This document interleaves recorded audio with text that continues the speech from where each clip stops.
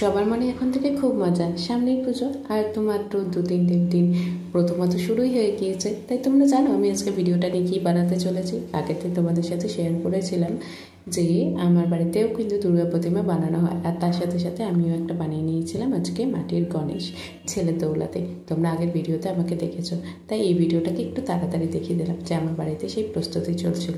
আর সেই প্রস্তুতির সাথে সাথে আমার ছেলেও কিন্তু একেবারে বাদ যায়নি। অনেক দিন হয়ে গেল, প্রায় গণেশটাকে বানানো হয়ে গেছিলো, তারপর প্রচুরভাবে রোদে শুকানো হয়েছে ওর গনুদাদাকে, মানে আমার ছেলের গনুদাদাকে। আর আজকে তার নেক্সট পার্ট, আমার ছেলে বসে পড়েছে সেই গনুদাদাকে নিয়ে। বহুদিন ধরে শুকানোর পর কিন্তু একদম মাটিটা একটু খুলে খুলে যাবে, তারপরে সেটাকে আবার জল দিয়ে লেপে ঠিকঠাক করে তারপরে আমি চলে আসবো তার হাত ফাত বানিয়ে একেবারে রং করতে।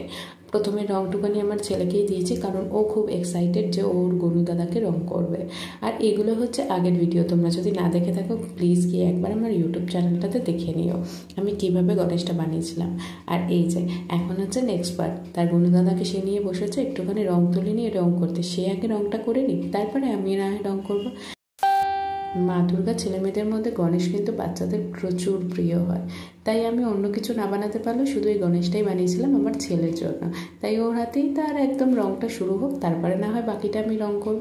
বাকিটাকে আগে হলুদ করে নেব, আর তোমাদের সাথে আমার ভিডিওগুলো শেয়ার করব। আমার মাসি যে ভিডিও বানাচ্ছে ঠাকুরগুলো, সেগুলো আমি ইউটিউব ভিডিওতে দেবো, সেগুলো তোমরা দেখো। আর কেমন লাগলো একটুখানি আমার চ্যানেলটাকে সাপোর্ট করে দিও। আর যদি তোমরা ফেসবুকে দেখে থাকো আমার পেজটাকে একটা ফলো করে দিও।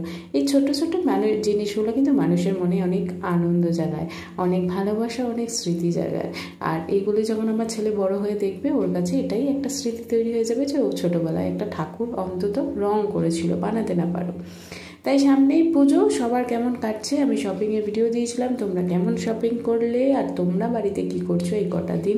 আর যদিও বা শুনেছি প্রচুর বৃষ্টি হবে, আমি মায়ের কাছে প্রচুরভাবে চাই যে বৃষ্টিটা একদমই না হোক, কারণ এই 4টে বছর দিনে অপেক্ষার জন্য পুরোটা বছর কাটায় প্রত্যেকটা মানুষ। কত মানুষ কষ্ট করেও না হয় এই দিনগুলোতে জামা কাপড় কিনে থাকে। তাই আমি চাই 4টে দিন একদম বৃষ্টি না হোক, ভালোভাবে সবাই সুস্থভাবে ঠাকুর দেখুক। আর আমার গণেশ একদম রেডি। আর বাকি মা দুর্গার ভিডিও আমি ইউটিউবে দেবো, পারলে একটা তোমরা লাইক করে দিও আর ইউটিউবটাকে একটা সাবস্ক্রাইব